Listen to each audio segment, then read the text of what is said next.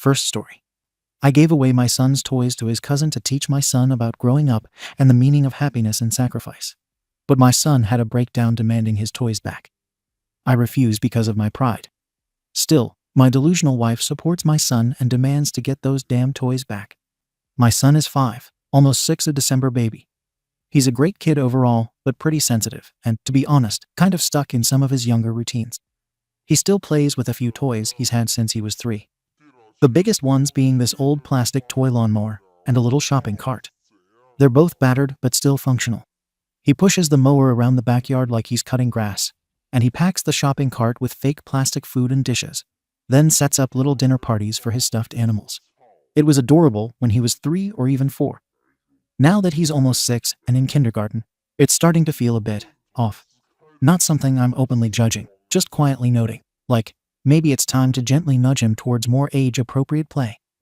I'm not saying he has to jump straight to video games and sports, but come on, the stuffed animal dinner thing is getting a little weird. Anyway, the situation blew up over the weekend. My sister came over with her kids. She has a 2-year-old daughter and a 7-year-old boy. They were staying for a few hours, just a casual family visit. My son was excited to see his older cousin and pretty much ran off with him to play with Legos and the Switch, leaving his usual go-to toys behind. At one point, my niece, the 2-year-old, wandered over to the mower and shopping cart and started pushing them around. She was clearly obsessed with them, and I thought, yeah, this makes more sense. These toys are more her age range.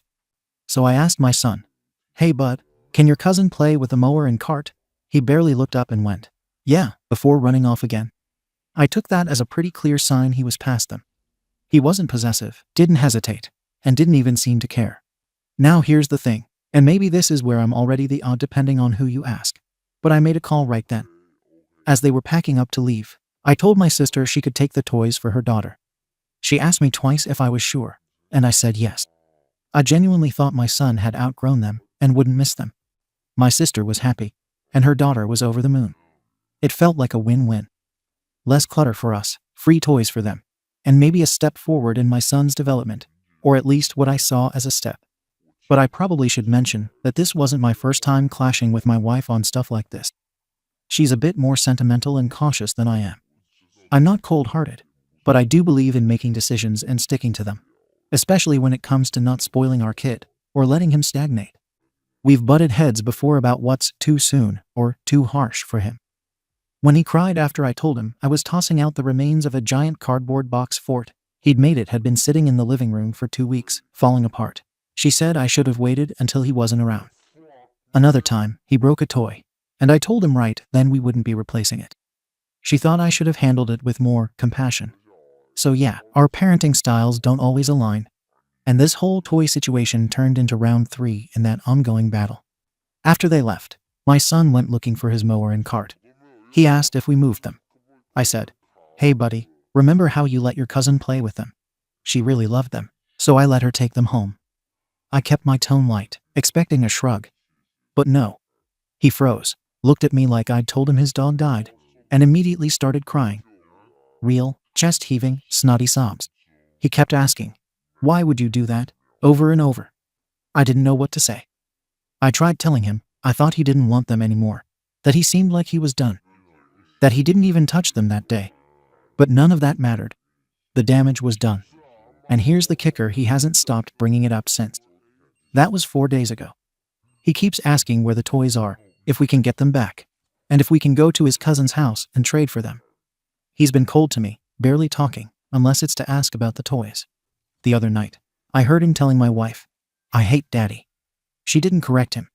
In fact, she looked at me like she agreed. She hasn't yelled, but she's livid. She's been giving me the cold shoulder since it happened. Says I completely overstepped and had no right to give away his toys without checking with him directly and, more importantly, without talking to her. She thinks it was emotionally damaging and that I'm completely out of touch with how attached kids can be to things. She's made me sleep on the couch every night since then. That hasn't happened since we had a blow-up over finances last year, when I moved some savings into a home repair without looping her in. That's another story, but let's just say there's a bit of a pattern forming here. Anyway, I texted my sister to explain the situation, mostly to give her a heads up. She felt bad and offered to bring the toys back, but I told her not to. My son had already seen her daughter playing with them via FaceTime, and he was happy about that part in theory. Plus, I didn't want to make things awkward. She offered a compromise. She said she'd buy him something nice for his birthday coming up, like a big outdoor playhouse. Honestly, I thought that was more than generous. It's a major upgrade. I told my wife, thinking she'd appreciate the gesture. Nope. She looked at me like I was completely missing the point. She said it's not about replacing things, it's about how I treated our son and acted like his feelings didn't matter. She said I broke his trust, and that a shiny plastic house won't fix it. At this point, I'm sleeping on the couch. My son won't speak to me. And I've got a wife who thinks I'm some emotionally tone-deaf robot who doesn't get basic parenting. But here's the thing. I still don't think I did anything wrong. I didn't toss his stuff in the trash or donate it without a second thought. I didn't do it out of malice. I saw him ignore the toys and figured he was done. I made a practical call. I get that maybe I misread the moment. But now everyone's acting like I burned his baby blanket in front of him. And the fallout is getting ridiculous. My wife's still not speaking to me normally. She talks through gritted teeth when she has to, and the rest of the time it's silent treatment or passive-aggressive sighs. She told me flat out that she's embarrassed by how I handled it, and said she would have never made a decision like that behind his back. She's not budging either.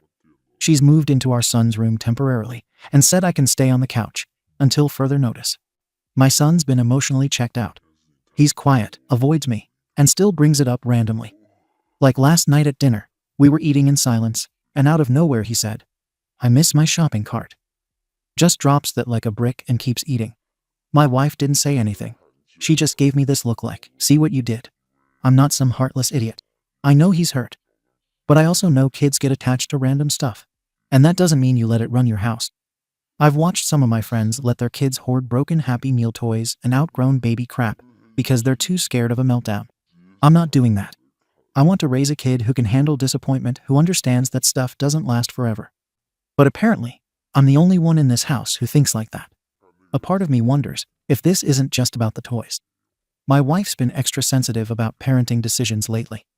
A couple of months ago, we had a long argument because I told our son he couldn't go to a classmate's birthday party after he had a meltdown in school. She thought taking away a social event was too harsh. I thought it was a logical consequence. We never fully resolved that one. I think she's still carrying it. This toy thing just added fuel to it. Now she's acting like I don't get what it means to be a parent. She's gone full defensive mode, watching over every interaction I have with our son like she doesn't trust me anymore. I offered to read to him at bedtime, and she told me he's not ready for that yet.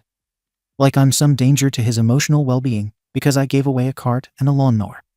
And no, I'm not going to ask my sister to return the toys. That would be humiliating.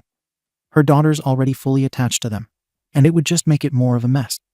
We'd be punishing a 2-year-old to reverse a decision that honestly wasn't that catastrophic. My wife thinks it's the only way to start repairing the damage.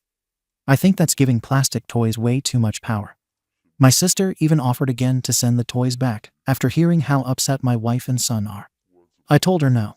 She felt awkward about the whole thing and said maybe we should all just cool off before making more decisions. She's right. I'm still pushing for the playhouse idea. It's not a replacement, it's a step forward. My sister said she'd even let our son pick it out. It's not cheap, and honestly, it's nicer than anything we had growing up. But my wife rolled her eyes when I mentioned it and said I'm just throwing money at a problem I created. It's starting to feel like no solution is good enough unless it includes a full confession and public walk of shame. And I'm not doing that. I explained my reasoning. I wasn't reckless. I made a judgment call based on what I saw. And it's not like I'm some stone-faced disciplinarian. I take him to the park. I help him with puzzles. We build Legos. But the second I make a solo call that doesn't align with her feelings, suddenly I'm the villain. I feel like I'm constantly being evaluated, like I need parenting clearance for every damn decision. So here I am 4 days in the doghouse over 2 old toys, with a kid who won't look at me, and a wife who acts like I should write an apology letter to a plastic lawnmower. I'm not backing down. I'm not getting those toys back. I don't believe I did anything cruel or outrageous.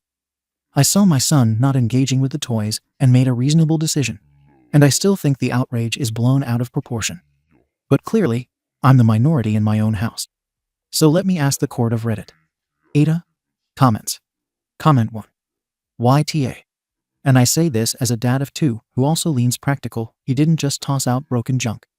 You gave away a functioning, loved toy without asking the kid who owned it. You made a decision about his emotions for him. That's not raising a resilient child. That's bulldozing his boundaries. The kicker is, the second he cried, you knew you messed up, but instead of doing anything to fix it, you doubled down. She'll buy him a playhouse is not a solution. That's you deciding what will make him feel better. Again, how about you ask your son what would help? And your wife? She's not pissed about the mower, dude. She's pissed that you keep making unilateral calls, then acting shocked when she's not cool with it. If my partner made multiple parenting decisions without me, I'd also stop trusting them. You're not a monster. But yeah, you need to grow the hell up. Comment 2. YTA. You made two huge mistakes here. First, you assumed what your son felt instead of asking. And second, you treated emotional attachment like clutter. Kids don't play with every toy every day. That doesn't mean they've outgrown it. My daughter has a stuffed seal she ignores for months. But God help me if I move it. It's for comfort, not a plaything. The part that bugs me most, though, is how proud you seem about not backing down. You framed this whole post like a logic puzzle you're trying to win. Parenting isn't a logic contest, man. It's empathy in motion. You saw tears and thought, well, lesson learned. What lesson? That his feelings don't matter if dad's got a point. You're not preparing him for the real world. You're teaching him that the people who are supposed to protect him might just decide his emotions are inconvenient. That's not resilience. That's mistrust. Comment 3. YTA. You didn't just give away his toys. You made a choice for him about what he was allowed to love. You watched your son share something he cherished, and instead of praising his generosity, you rewarded it by taking those toys out of his life. You basically punished kindness. That's going to stick in his head a lot longer than the toys will. Also, that whole, it's not normal for a 6-year-old to play pretend dinners line. Dude, that's exactly what's normal. It's developmentally spot on. Pretend play doesn't have an expiration date. You wanted to push him into being older. But what you really did was show him it's not safe to be sentimental around you. Your wife's reaction might feel over the top, but she's reacting to the pattern. You made a decision alone, and now you're acting like standing firm makes you strong. It doesn't. It just makes you wrong and stubborn. Update. So I've read the replies. Most of them, anyway. Not going to lie, some of you made fair points. Others, especially the ones acting like I traumatized my son or emotionally abandoned him, need to seriously calm the hell down. He's 5, not recovering from war. Some of you are projecting harder than an MX. That said, yeah, things have spiraled since my original post. Let me give a rundown. After a week of cold shoulders, silent dinners, and my son walking around like a grief-stricken widower over a plastic cart and toy mower, I tried to smooth things over. Not because I suddenly saw the light, but because the tension in the house was unbearable. My wife wasn't speaking to me unless it was about bills or groceries, and I'd reached my breaking point sleeping on the damn couch. I tried to explain again calmly that I didn't do this out of cruelty. I told her what a lot of you here also missed. This wasn't about power, control, or trying to erase my son's emotions. It was a judgment call, and yes, maybe a miscalculation, but not malicious. That didn't go over well. She said, I don't own the right to make emotional decisions for other people, and that our son's response should have been enough to tell me I was wrong. I asked her how long she planned to keep playing jail warden over a toy mistake. That was probably the wrong line. 2 nights ago, I told my son we could try to get the toys back, if that's really what he wanted. He lit up. Look, it hurt my pride, and it felt like breaking my word to my sister, but I was out of options. So I called my sister and asked if we could swap the toys back. But now she flipped her script. She said, honestly, I don't think we should. My daughter's attached now. She sleeps with the cart next to her crib. I get it. I saw how happy she was pushing that thing around. It felt like taking candy from a baby. My sister said, you're the one who made the call. You said it was final. She wasn't rude, just direct. She's not trying to be the villain here. She actually offered again to buy my son a playhouse or new toys to help, said it wasn't about the money. I told her thanks, but no. That night, I sat my son down. I explained that I asked for the toys back, but his cousin really loved them now. I told him sometimes when we give something away, it makes someone else very happy. That's part of growing up. Letting go isn't always easy, but it's important. He cried. Not a meltdown, but tears. I sat there with him. I didn't scold him. I didn't say, be a man, or any of that crap some of you accused me of. I just told him I understood that it was okay to be sad, but that we had to move forward. Since then, he started hoarding things. At first, it was subtle, hiding small toys under his bed, insisting certain things can't be touched, even when no one was near them. Yesterday, I found his shoes stuffed with Legos. Today, he told my wife not to wash his stuffed animals because Daddy might give them away. So yeah, message received loud and clear. The kid now thinks I'm some toy-snatching thief who might raid his room at any time. My wife used that to prove her point. This is why trust matters. I didn't argue. She's now pushing for us to go to parenting counseling. She found a co-parenting class through a local community center. Says we need to get aligned, or this kid's going to end up with a closet full of emotional protection items. I told her I'd go not because I feel like some failure, but because this is turning into a long-term resentment issue, and I'm not about to let that rot our house from the inside out. I've also started spending more focused time with my son, letting him lead play, even when it's not what I think is age appropriate. We've had a couple of stuffed animal tea parties. Do I feel ridiculous? Absolutely. But he smiled. Let me address some of the comments head on. He's traumatized. No, he's not. He's upset. Disappointed. Maybe hurt. That's not trauma. Let's not throw clinical labels on everything. Kids cry when their sandwich is cut the wrong way. Doesn't mean they need therapy over it. You're emotionally unavailable. That's bullshit. I've bathed this kid, stayed up with him sick, taught him to ride a bike, built forts, fixed broken toys. I'm not some detached ghost floating through his childhood. I made one bad call. That doesn't define me as a father. Your wife should leave you over a toy. You need to touch grass. We've had tougher fights and worked through them. This isn't divorce material, it's a parenting disagreement with ripple effects. You should have just shown her the post, I considered it. But the last thing I need is to weaponize Reddit comments against my wife in a real argument. She doesn't need a gotcha moment. She needs to feel like I'm listening, not recruiting strangers to pick sides. I get why people were upset. I get why my son is sad. I even get why my wife feels undermined. What I don't accept is the idea that this one screw-up makes me unfit to parent, or that I need to be publicly shamed into repentance. Yes, I handled it poorly. Yes, I'm fixing it. But I'm not getting the damn toys back. My niece has them now. A new kid got joy from them.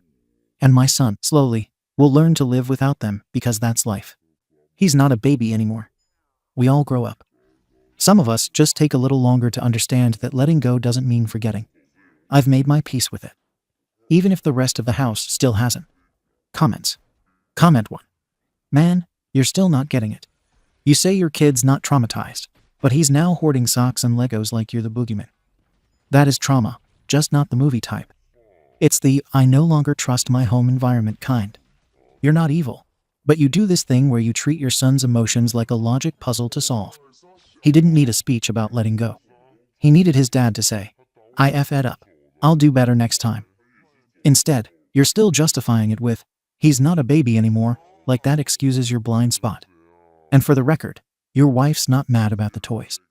She's mad that she's married to someone who makes parenting decisions like he's signing off on a project budget. If you're serious about that parenting class, good. Maybe finally she'll stop sleeping in the damn kid's room. Comment 2.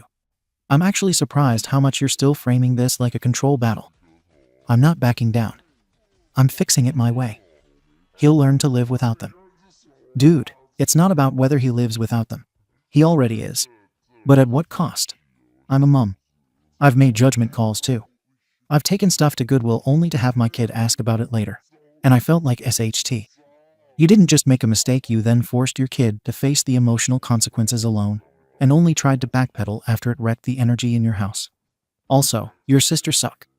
You could have handled this whole thing better if you saw people as people instead of roles in your story. The kid's not the boy who needs to grow up. He's your son, and he just wanted his stuff back. Comment 3. Dude, you're so deep in your own stubborn pride that you can't even see what this is about. YTA 100 times over. You're lecturing the internet about, he's 5, not traumatized, like that's the mic drop moment. No one said he's going to therapy for life. They're saying you broke trust. He asked you if his cousin could play with his toys, not have them. You turned a kind gesture into a loss. Then, when you saw it crushed him, you still refused to fix it because your word mattered more than his happiness. That's not integrity. That's vanity. And the way you talk about your wife, she's livid. Sleeping in the kid's room. I'm not backing down. You sound like a guy in a standoff, not a marriage. You made a SHTTY call, and instead of humility, you're writing essays about how misunderstood you are. You're not raising a boy to grow up. You're raising a kid who's learning that dad's word is law, and feelings don't count. Congrats, that's how you end up with a teenager who lies to avoid your reactions. You don't need a parenting class.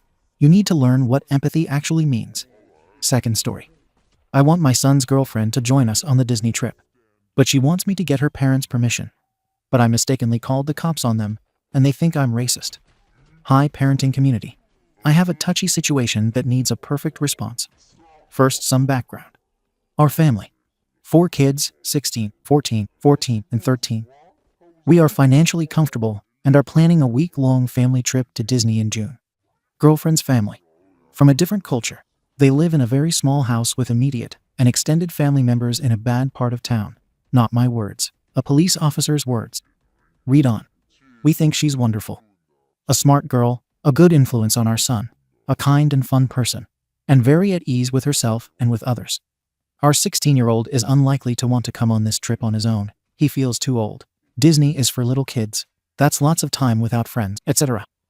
My husband and I have invited his girlfriend to go with us. All expenses paid. If she goes, we will stay in 2 hotel rooms, a boy room and a girl room. We would love to have her along, and our son would too. She knows about this and is very excited, as she's never been to Disney before, but she is apprehensive to ask her parents.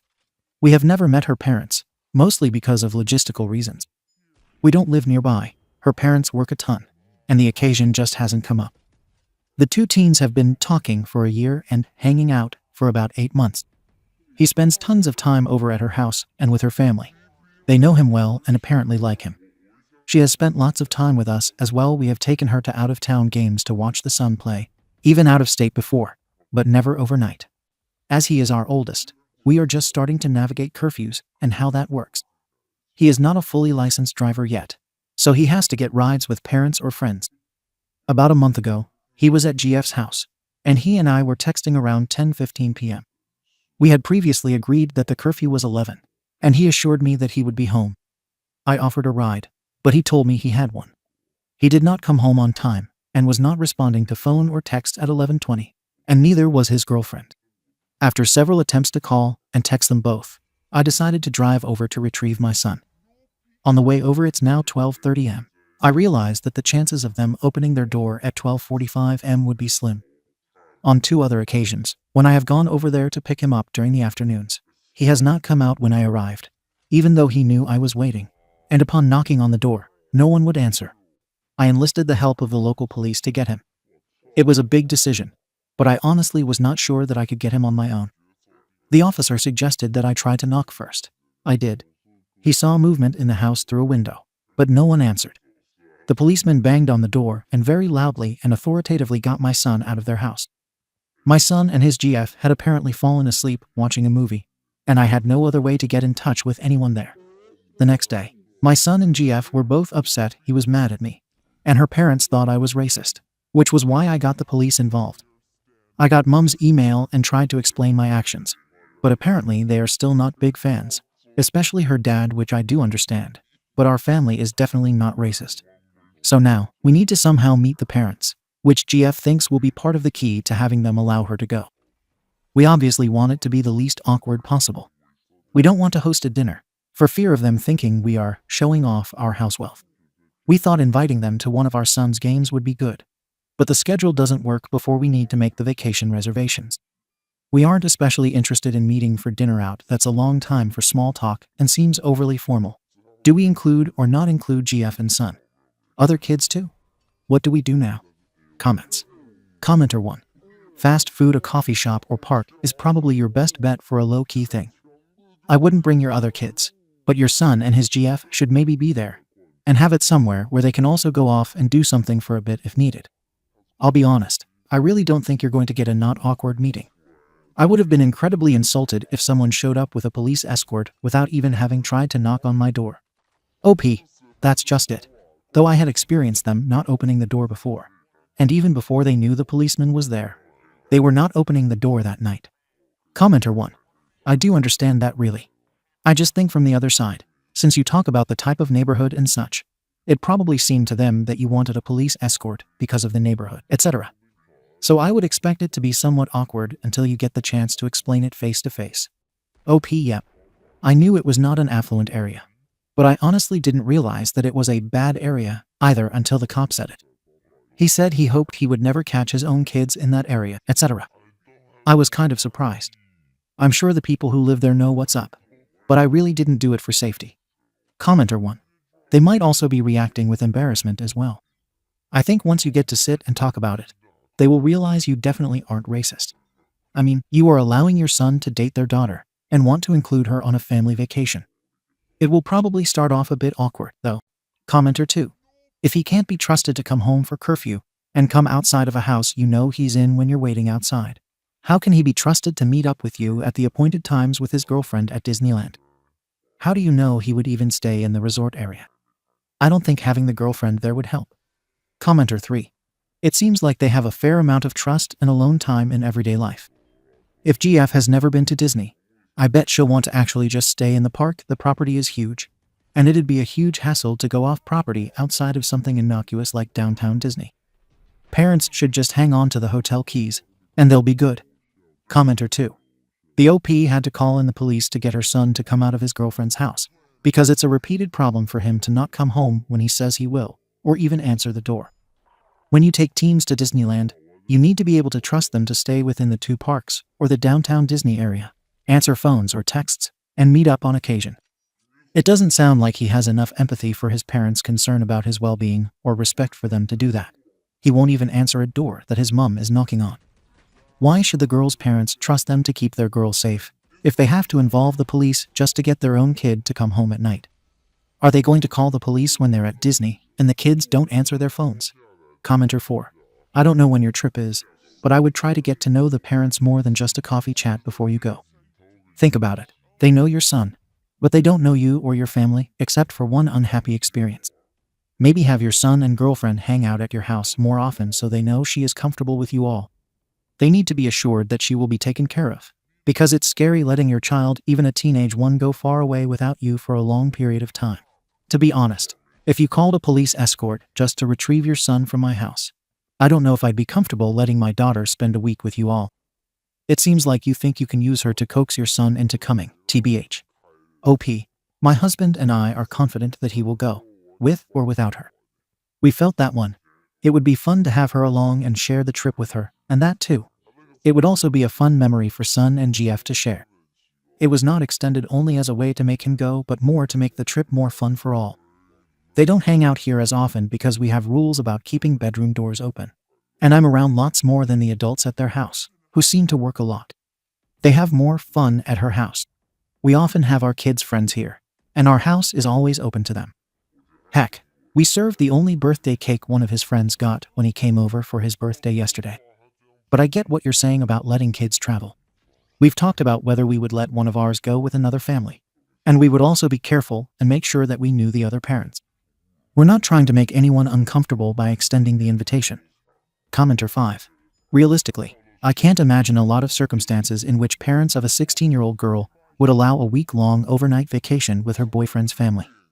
Given the whole police thing, which sounds like a major overreaction on your part, I can't imagine they would say yes. No one wants the cops at their house, and calling the cops over an hour missed curfew or so is kind of ridiculous, seeing as you knew where he was. Good luck with this. But I would be shocked if they agreed. OP. Okay, so what would you have done? Can't get in touch with anyone there over the course of 1.5 hours. Have knocked before when you knew people were there, during normal waking hours with no response at the door. It's 12:30 am. Would you have let your kid just spend the night there? That is not okay with us. Note: I did knock twice loudly at 12:30 am before the police officer got involved, and no one answered either knock. I literally could not get my son. What would you have done? I agree that they probably won't allow her to go. Commenter 5. There seems to be a disconnect in your thinking. So he can't stay the night there. But you would expect her parents to allow her to stay the night. Wait. A week's worth of nights with your son. And teenagers being teenagers, separate rooms only mean so much. I would have knocked. I would have blown up their phone, his phone and her phone, if I was really keen to get him out.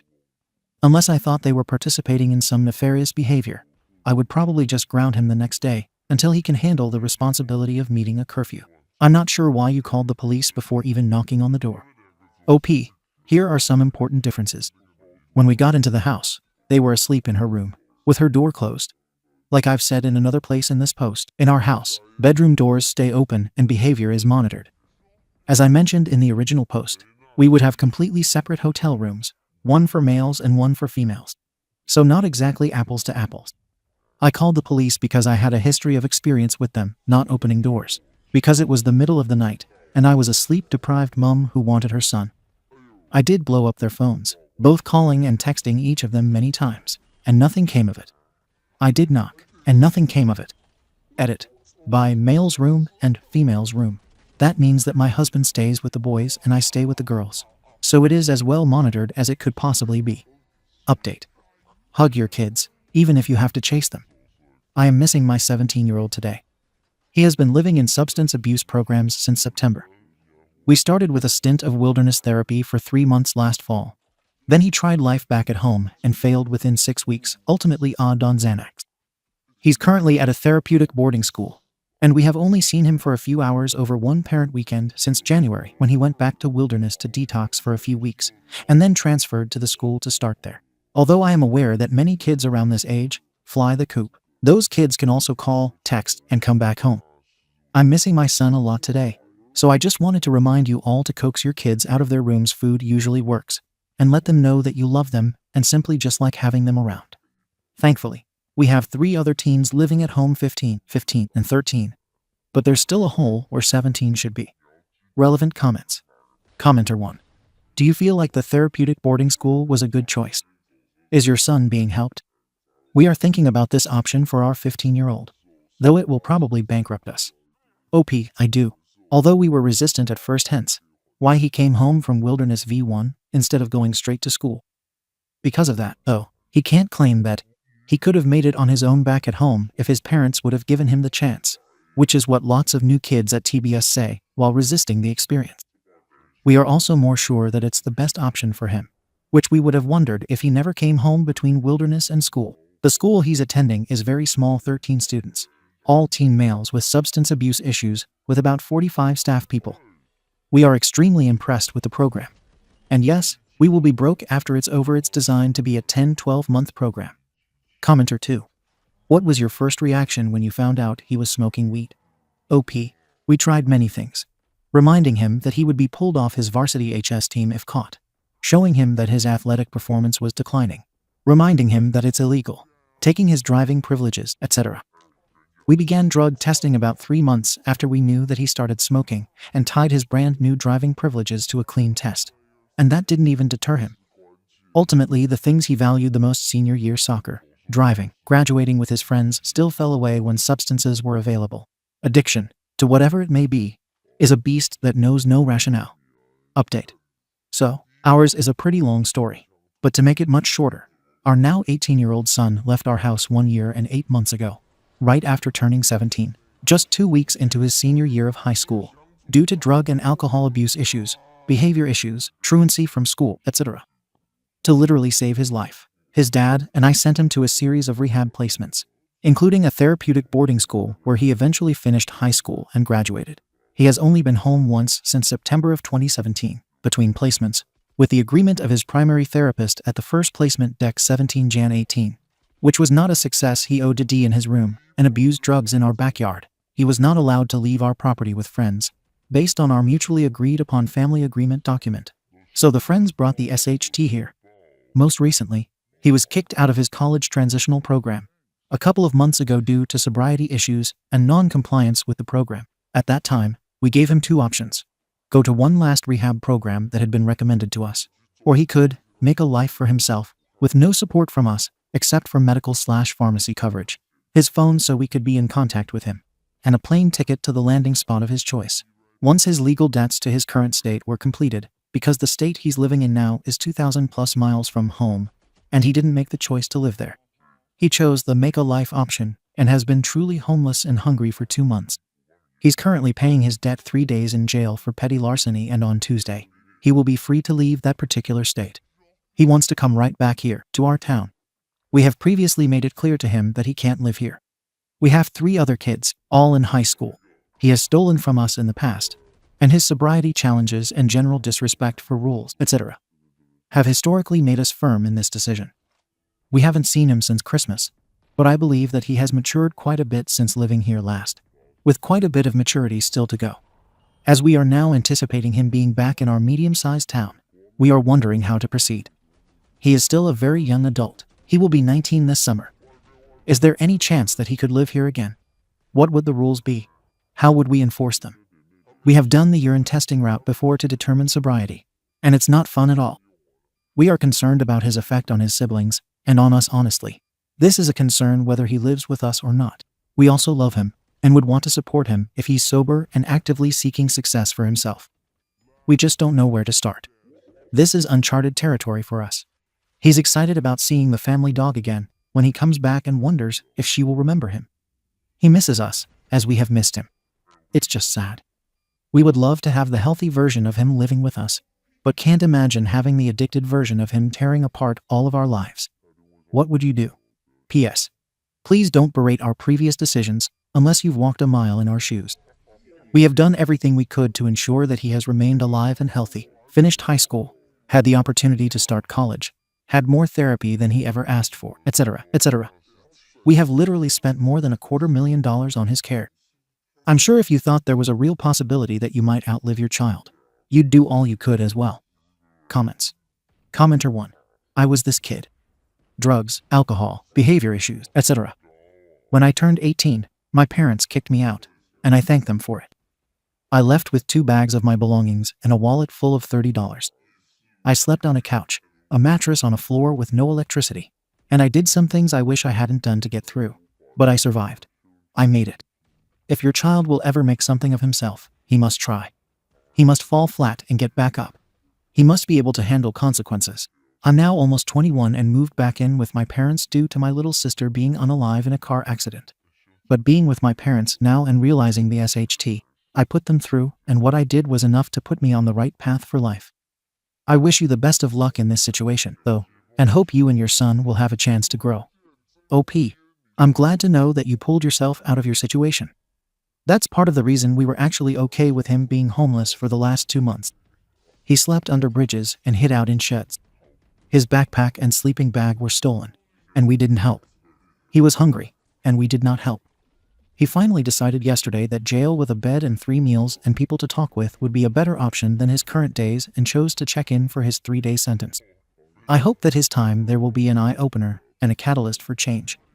I'm very sorry about your sister. Life is not fair. Comment by OP in the thread. I'm happy to share our experiences. Our oldest bio kid was diagnosed with high-functioning autism when he was 18. So many things have made sense in his life since then, and in retrospect. That diagnosis has absolutely changed our perspective on everything he does, says, and doesn't do. It explains a lot of his motivations. He's not an arse or being difficult. He's just being all he knows to be. When he was 12, and he ate the candy bar that his younger brother bought me for my birthday, he wasn't trying to hurt me or his brother. There was a candy bar in the fridge because I received it as a gift at 7am. A candy bar just sitting there. Awesome. I would suggest that you read and learn as much about autism as you can as you prepare to embark on this journey. You will probably need to be his voice when he can't speak and his advocate, particularly with the high school football coach who also happens to teach chemistry and thinks he's an arsehole from day one. Ask me, and you'll need to know how to encourage the best from him. And OP, it's possible to be diagnosed at any age, which may be enlightening and illuminating for you too. You're awesome people for taking this on. People with autism have a really cool way of looking at the world. Comment by OP in the thread. I second the notion of keeping him away from kids in other versions of crisis. We sent our oldest son to a therapeutic boarding school. While there, the other boys made a homemade tattoo gun out of an electric razor, guitar wire, and pen ink. Almost all of the boys got tattoos in one night, some on hands. Being around other troubled kids is really not an optimal situation. They are forced to attend therapy, at least where my son was. Forced therapy obviously doesn't work. They took the kids on field trips. My son found a first aid kit on a field trip and overdosed on the drug contents while being egged on by the other boys. We spent 3 days in ICU. I would look into alternative options that don't put him around other troubled kids. These were just 2 examples of what happened at our son's school. It was $17K a month. Comment by OP in the thread, "My teen is an e-girl and it's horrible. My oldest son missed his whole senior year of high school and more due to living against his wishes in residential drug rehab programs. He is now back home with us and is thankfully healthy. One arm is covered in tattoos, some homemade, some bought for cheap and badly done. Guess what? I treasure every day that I get to tell him good morning. And those tats don't bother me a single bit, because they are here in my house and they are alive. And they're on an arm that sometimes hugs me. Back up and gain some perspective to appreciate what you have." Thank you for watching the video. If you are interested in listening to these kinds of stories, we've got more in store for you. Simply subscribe to our channel, hit the like button, and share it with your friends.